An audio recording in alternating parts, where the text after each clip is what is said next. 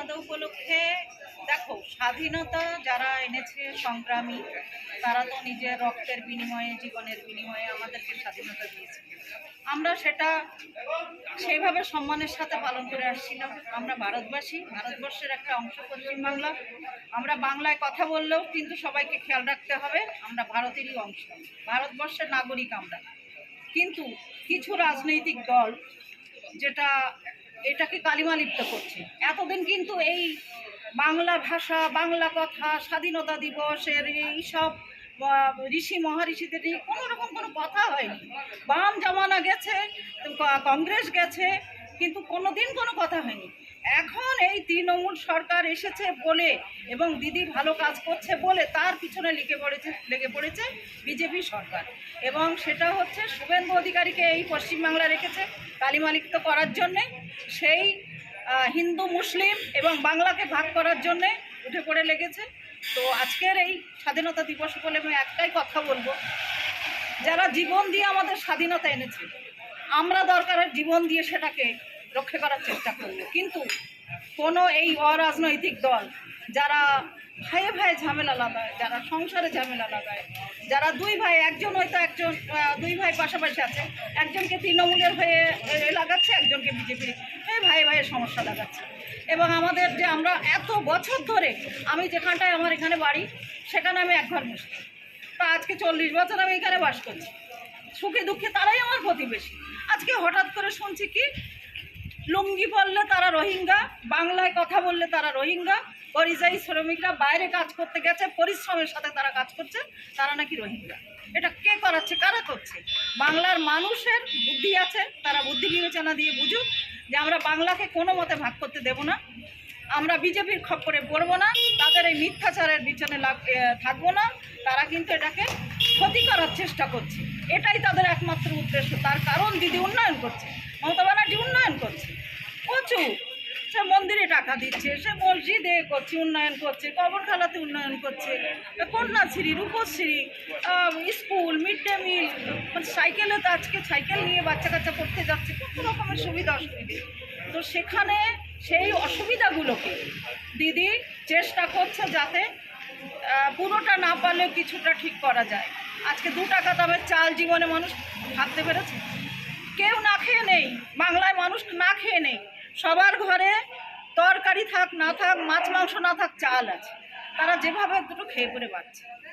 দিদি এসআইআর এ দেখতে পাচ্ছি যে যারা মৃত ভোটার তাদেরই নামগুলো হচ্ছে জীবিত ভোটার, আর যারা জীবিত ভোটার তারাই হয়ে যাচ্ছে মৃত ভোটার। আগামীকাল আমরা দেখেছি সোশ্যাল মিডিয়ায় সেই সমস্ত ভিডিওগুলো ভাইরাল হয়েছে, তাহলে কি জানাবেন এখানে আমার যেটা ব্যক্তিগত ধারণা, আমি কংগ্রেস ছিলাম 16 বছর বয়সে। তৃণমূল সরকার যখন মমতা ব্যানার্জি 98 সালে যখন দল গঠন করে, বসিরহাটের প্রথম তৃণমূল, এই ক্যামেরার সামনে বলছি, প্রথম তৃণমূল কংগ্রেস গঠন করি আমি 16 বছর বয়স।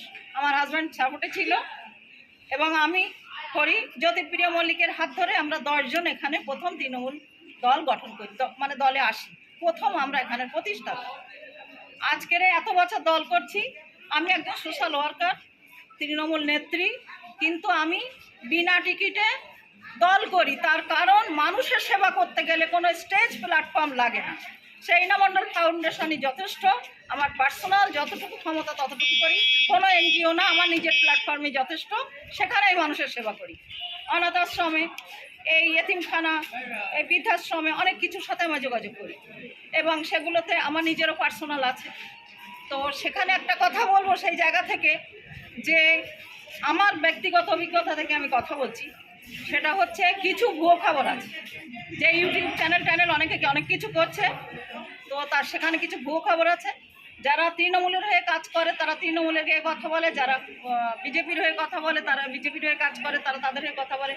আসল কথা হলো ভুয়ো কিছু ভোটার এটা আছে, এটা সত্যি কথা, এটা সত্যি কথা।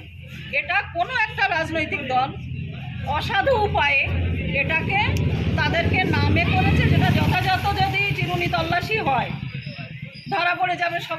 সেগুলোকে বাদ দিই, যারা বাংলাদেশের লোক এখানে এসে বহু বছর বসবাস করছে, তারা বাংলাদেশের লোক না, অনেকদিন এখানে থাকলেই যে আমি ইন্ডিয়ান হয়ে যাবো এটা ঠিক কথা না। হ্যাঁ, আমাদের সাথে তাদের কোনো শত্রুতা নেই, এ নেই, কিন্তু এটা তো ঠিক না। তো সেই তাদেরকে আমি দেখো, রোহিঙ্গা যে কি এটাও আমরা জানি না। বাংলাদেশদেরকে যারা মানে অবৈধভাবে এখানে আছে তাদেরকে রোহিঙ্গা বলে। তো সেই রোহিঙ্গা তারা তো মানুষ, তাদেরকে গুলি করব, তাদেরকে মারবো, ধরবো, এটা কি ধরনের কথা? তারা তো মানুষ, রক্ত মাংসের মানুষ, তাদেরকে বর্ডার দিয়ে পার করে তাদের দেশে পাঠিয়ে দেওয়া যাক, কোনো সমস্যা নেই।